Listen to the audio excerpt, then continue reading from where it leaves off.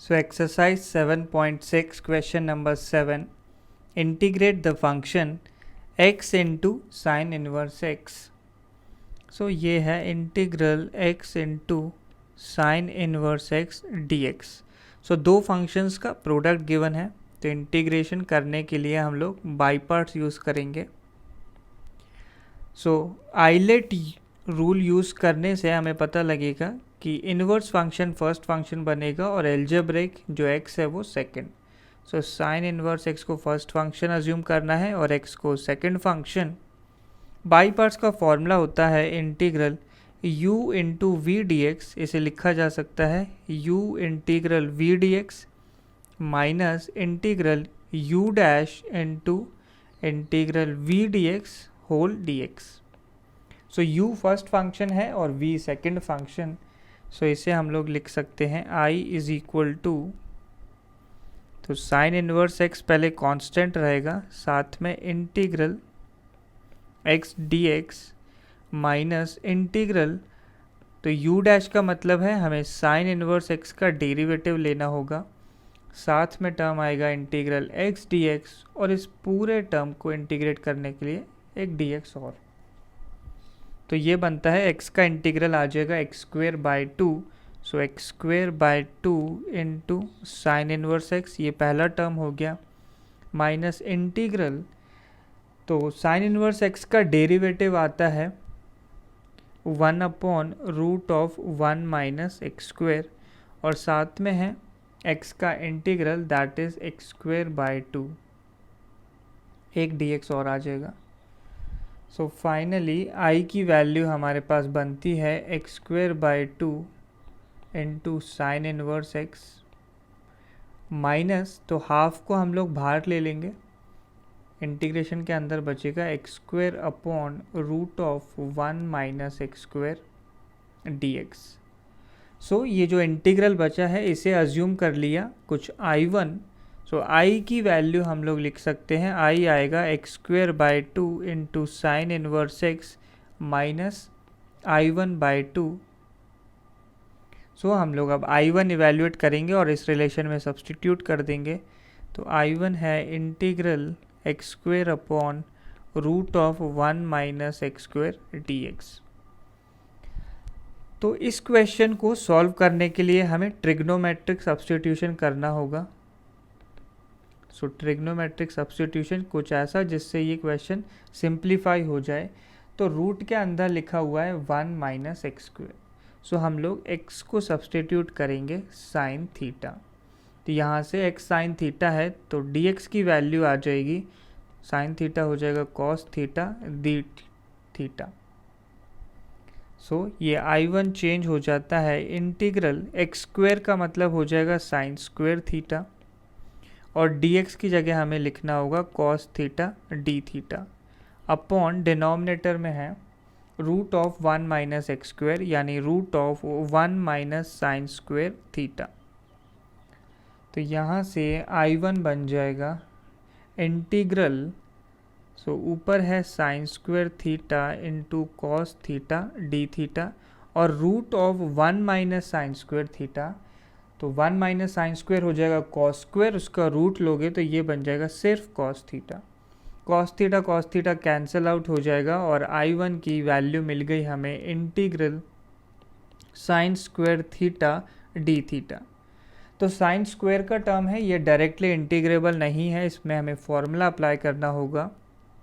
So sine square theta को हम लोग लिख सकते हैं 1 minus cos two theta upon two, साथ में डी थीटा. सो सेपरेट आउट करेंगे इंटीग्रल्स को, तो ये बन जाएगा 1 by two integral D theta minus 1 by two integral cos two theta d theta.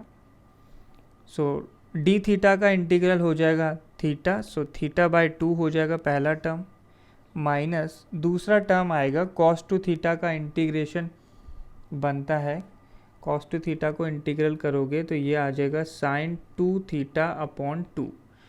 एक 1 बाई टू पहले से आगे लगा हुआ है तो ये हो जाएगा minus 1 by four into sine to theta, साथ में कांस्टेंट c.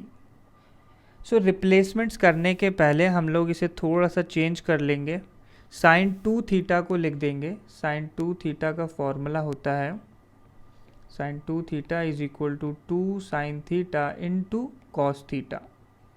तो ये अप्लाई करने वाले हैं हम लोग। सो 2 है और डिनोमिनेटर में 4 है, तो ये वैल्यू हाफ हो जाएगी, साथ में आएगा into sine theta into cos theta plus constant C. So theta की वैल्यू अब हमें रिप्लेस करनी है। सो x की वैल्यू हमने साइन थीटा ली थी, यहाँ से थीटा को बोला जा सकता है साइन इनवर्स x। सो ये रिज़ल्ट I1 की वैल्यू बन जाती है sine inverse x by 2 minus half into. Next अब हमें sign theta into cos theta की वैल्यू निकालनी है। सो थीटा की वैल्यू है साइन इनवर्स x, दोनों तरफ साइन लिया तो साइन थीटा हो जाएगा sine of sine inverse x। तो ये साइन और साइन इनवर्स कैंसिल आउट और साइन थीटा की वैल्यू तो x ही रहने वाली है। नेक्स्ट अब कॉस थीटा होता है, कॉस थीटा को लिख सकते हैं root of 1 minus sine square theta, तो ये हो जाएगा root of 1 minus x square plus constant c। So ये हमारे पास फाइनल रिजल्ट आ गया है I1 का।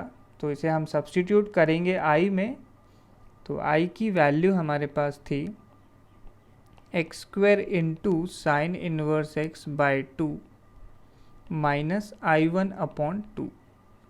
तो ये बन जाएगा x square into sine inverse x by 2 minus half common लिया और I1 की वैल्यू रखेंगे, तो I1 आया है sine inverse x by 2 minus x into root of 1 minus x square upon 2 plus constant को कुछ k लिख देते हैं। सो यही हमारे पास आंसर बन गया है। ब्रैकेट्स को सिंप्लीफाई कर लेते हैं, तो ये बन जाएगा x square into sine inverse x by 2 minus sine inverse x by 4 और लास्ट टर्म बन जाएगा plus x into root of 1 minus x square by 4 plus constant k। तो इसे इस फॉर्म में भी छोड़ सकते हैं या फिर थोड़ा सा और सिंप्लीफिकेशन पॉसिबल है। साइन इनवर्स x को हम लोग कॉमन ले सकते हैं, तो ब्रैकेट में बच जाएगा x square by 2 minus 1 by 4 plus x into root of 1 minus x square by 4 plus constant k।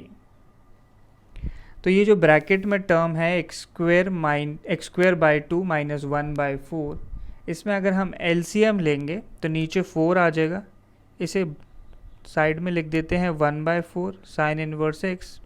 तो LCM लेने पे ये टर्म बन जाएगा 2x स्क्वायर माइनस 1 प्लस दूसरा टर्म आ जाएगा x into root of 1 minus x square by 4 plus constant k। अब ये काफ़ी सिंप्लीफाइड हो गया है, यही हमारा फाइनल आंसर है।